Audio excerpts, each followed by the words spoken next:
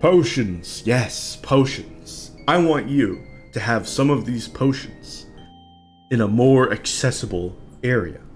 Now, usually, what people have in their hotbar, 6, 7, 8, you probably have tools, hammer, pickaxe, hoe, maybe something else. I want you to put your hammer in your regular inventory.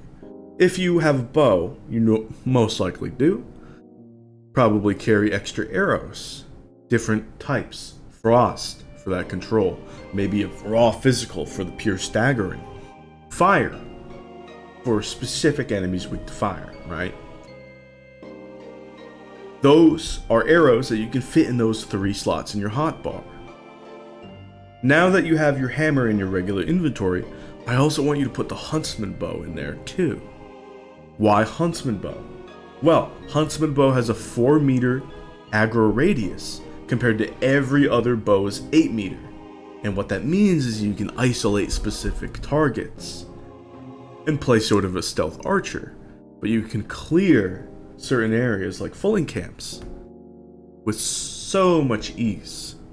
Not to mention, it is the most stamina efficient bow that has perfect accuracy, as fine wood and crude bow have a minimum 1 degree of spray even when it's fully charged and at its most accurate, which means your long shots over the course of however many hours playing with those bows aren't going to be the best, and I cannot tell you how many shots I've missed with them. So, once you have your hammer, huntsman bow in your normal inventory, you are building up the muscle memory to open up your inventory and right-click something with pretty decent speed. So, what you could do is you could have your potions in the bottom right corner of your inventory. Open up your inventory, your cursor will automatically appear in the middle of your screen. What's closest, slot-wise, to that cursor in that moment? The bottom right corner of your screen. So if you have an emergency or if you just want to open your hotbar and use a potion quickly, you have the muscle memory of opening your inventory in these situations and going over and right-clicking something in your inventory. That being hammer and huntsman bow. So you're building up the muscle memory to use these potions in the inventory. Now, alternatively, now that you have the muscle memory of arrows in your hotbar, once you have that muscle memory, now you know to use those in specific situations, and your tools you can take with you when you need them. They don't need to be on you at all times. Keep them in a personal chest or a cart for easy access throughout the whole game. I don't know. I usually do cart. This isn't about those tools. It's about the potions. Because you are careful now with your 6, 7, 8 slots, now that they have arrows in them, you could actually take those potions from your corner of your inventory and put them in your hotbar for even easier use. Now, why do I do this dragged out process? Well, that's how I learned. That's how I learned to not consume potions every time I try to use a tool. Jumping straight from tools in the hotbar to potions in the hotbar is going to have you wasting potions like it's no tomorrow. Like, you are going to waste so many potions, and oh my god, it's the worst. It's the worst, because you get 6 potions per every 2 in-game Valheim days per fermenter. And that's not bad for resistance meads. Alright, resistance meads, they will last 10 minutes. A Valheim day, daytime, 21 minutes. You can sleep though before then. And because of that, resistance meads, on the overworld particularly, you can only bring, not only, but you can bring only, only. You can bring 2 meads. 2 poison, 2 frost. Maybe even 2 fire for the overworld. And that'll cover you for the whole day, and once you use that second one, you now have an open inventory slot. Super convenient. Dungeons, you're going to want a full stack. just in case. You don't know how big those dungeons are going to be. I've had a sunken crypt that's taken me over 30 minutes to get through. It was a ridiculous dungeon, but I got a lot of iron from it. So I recommend having large amounts of poison meads for that situation. Now, swamps, swamp overworld. What are you getting from that? Most likely, you're going to be killing abominations. Yes, highly recommend it. Bronze sword or bronze axe, bronze buckler, parry that thing, get the job done, get your root harness, root mask, although root mask is only partially resistant, as poison res mead is very resistant. It will still cover you, because of course, you would like to be proactive. Once you know the movesets, once you're kind of familiar with poisonous enemies, you can deal with them more and only have the root mask is resistant versus the mead is very resistant. And you can put the poison res meads to the side. At least, partially. Of course, spoilers, somewhat. Minor spoilers for the Valheim 6th boss, the Mistlands boss, the Queen. You're going to want poison res mead. Now, regular potions in your hotbar or in that corner like I do. Which ones do you want? Stamina. You want health and tasty meat. Stamina is going to be your priority. Stamina allows you to crush enemies, to kill them. Health only allows you to survive them. And you can decimate enemies more easily with stamina and keep exploring and keep doing whatever you want. Running, jumping, that all takes stamina. At gear middle mouse with the 6 times staggering to damage staggering ratio, that takes stamina. Froster bonks and all this devastation, that takes stamina. Arrow barrage, that takes stamina. It all takes stamina. So your stamina is going to be a higher priority than your health. But you still want health for your emergencies, and once you have bone mass, you can start tanking certain situations. But what were you talking about that root thing? Well, tanking with bone mass, you can also tank certain situations with the root harness, specifically in the plains, the Deskitos, and falling spear throwers, because the root harness has pierce resistance. Now that you don't have to worry about skeetos as much, you can go out and grab all of the cloudberries that you need, running from anything that you have to, not dealing with any locks because they are quick and relentless. And you can go get yourself some fire resistance barley wine early, and you can use that barley wine to absolutely demolish cultists in a frost cave. So, using poison res meads, 2 of them on the overworld, you can go get yourself some root armor, and then using the root armor, you can go get cloudberries to get fire res mead. At which point you can take out the cultists and get yourself Fenris armor, which covers the same amount of resistance as the fire resistance barley wine. So you can use Fenris with all of its glory and speed to dominate enemies that deal fire damage. Let's talk Yaggles, we're talking Yalls, we're talking mages, although the mages hit really hard, the Dvergr mages, still, the resistance is nice to have. And in many of these situations, we can retire the poison res mead and the fire res mead and put on the specific armors instead. Now, there are going to be certain builds, certain situations where you're going to want these meads anyway. I'm talking, sometimes you have a Yall and multiple Seeker encounter. You want the Brute Harnesk for Pierce Res for the Seekers, but that gives you fire weakness, and you don't want that for the Yalls because they'll decimate you. So you put on the fire resistance barley wine. Drink that up, and now you are set for that encounter. You have resistance to pierce. That takes you 2 out of 3 moves covered for Seekers. And then the Yawls, which deal overwhelmingly fire damage now that they've been rebalanced. Because of that, you are now clean. As long as you perform well and have good strategy and good tactics, you are covered resistance-wise. Because resistances give you even more defenses than having just huge armor. So you have decent armor with resistances, that'll cover you way more than having huge armor. So full root set upgraded will cover you more versus Desquito than full padded. It's absurd.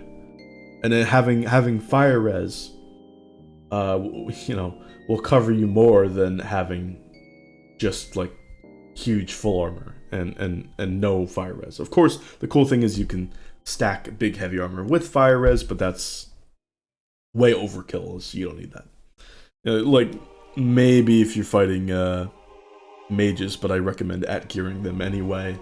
If you are going to fight them, of course, cheesing them because we don't have a trading option is always good.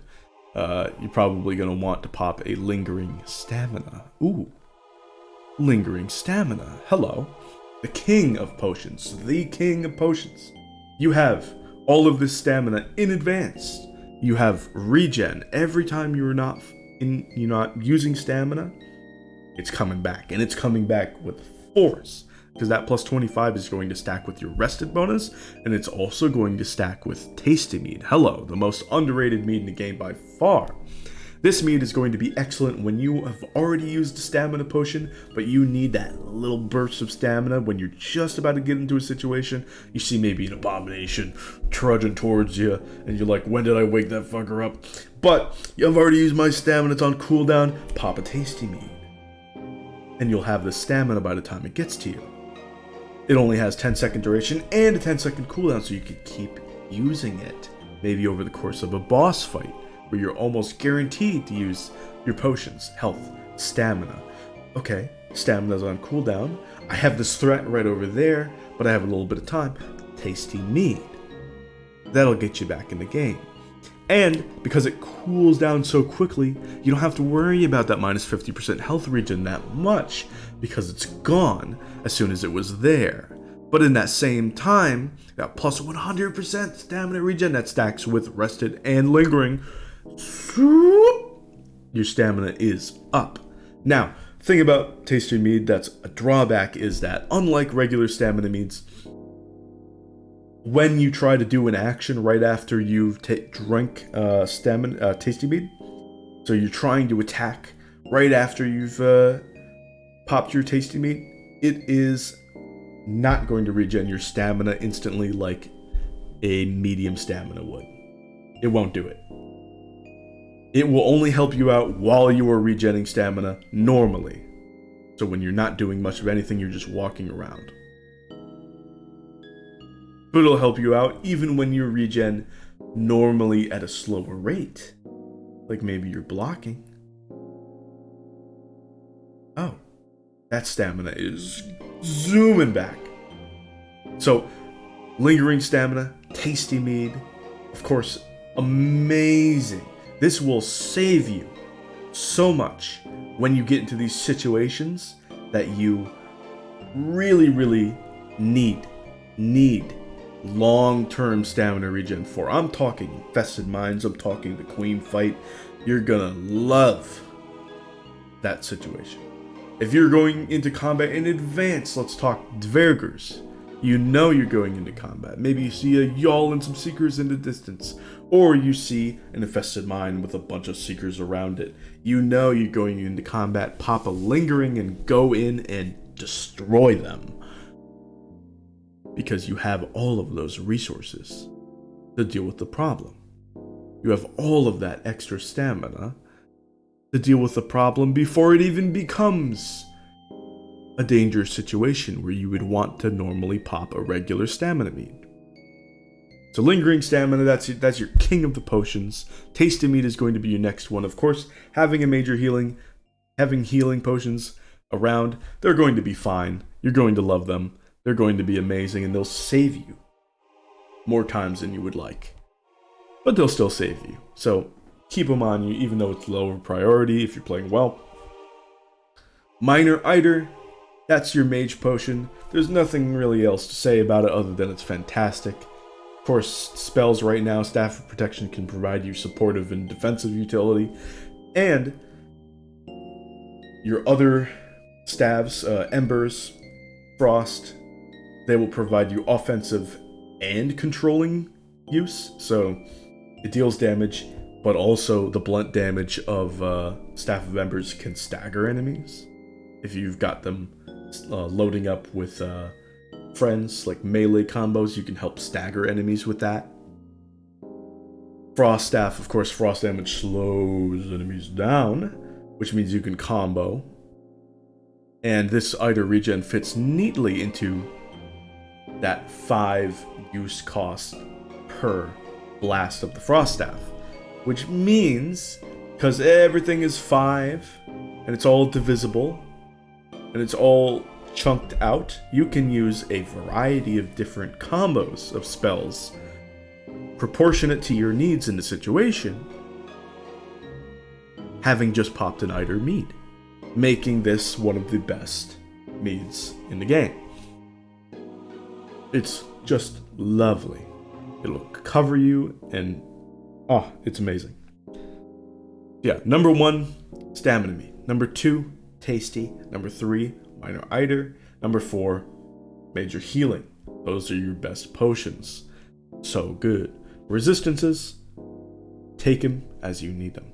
Remember, oftentimes, you don't really need too much to cover yourself for a whole day. Now, one thing I want to show you. Here.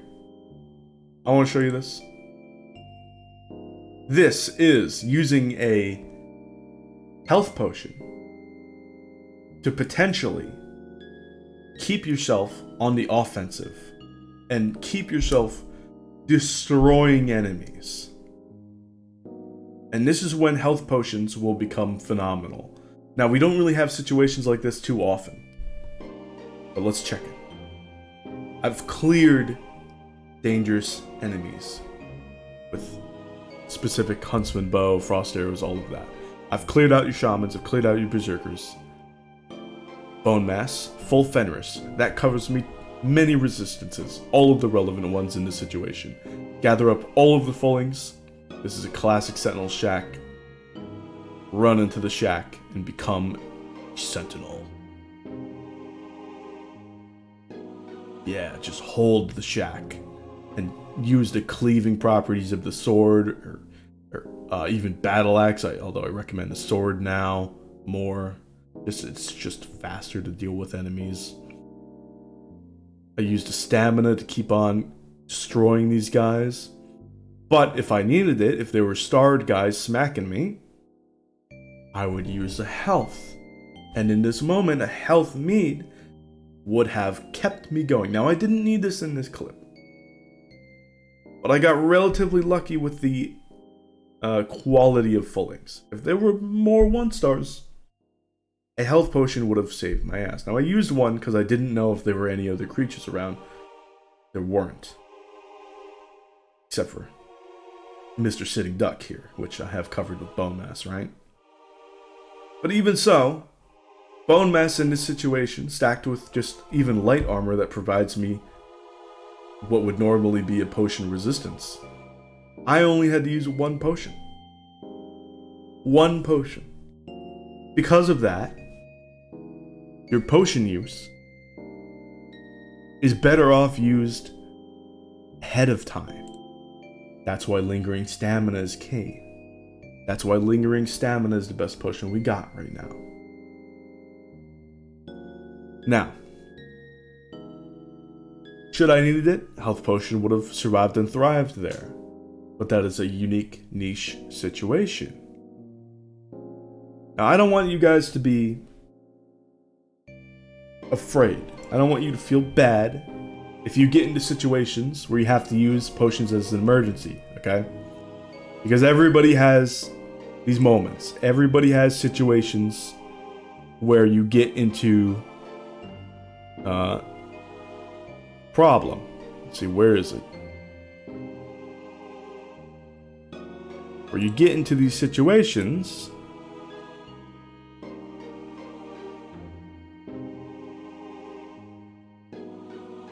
and this situation in particular is just panic, okay? Who's gonna be calm in this situation? Are you gonna be calm? My friend already died. Am I calm? Is my friend calm? Are we thinking tactically and rationally in this moment? No. No, we're not. We are human. And human beings in a hell room have difficulties. However, if you know your potions, you can survive. The health potion saved me. The stamina potion saved me. And I survived. So don't be ashamed to use these reactively instead of proactively. Everybody's human. But we can become the Vikings that we all want to be in Valheim. And most of the time, having that lingering stamina, the overwhelming majority of the time, it's going to bring you success and victory, and you're going to crush your enemies. The number one takeaway: lingering stamina, lingering stamina, lingering stamina. Tasty meat. Minor Eitr if you're a mage. Health. Keep your reflexes quick. Keep your potions either in the hotbar or in that corner of your inventory where it is quick to pop it. Look at this one more time. This is brutal. Health potion saved me. I would have died otherwise. No doubt about it. Stamina saved me, because how else would I have jumped over the Seekers? But if I had the stamina in the first place, I wouldn't have had to fiddle around in a hotbar or an inventory. I would have just had the stamina. And my chances of survival would have been even higher. So, thank you for watching. Hope you've learned something. Keep your lingering staminas fermented. And I'll see you guys some other time. Bye.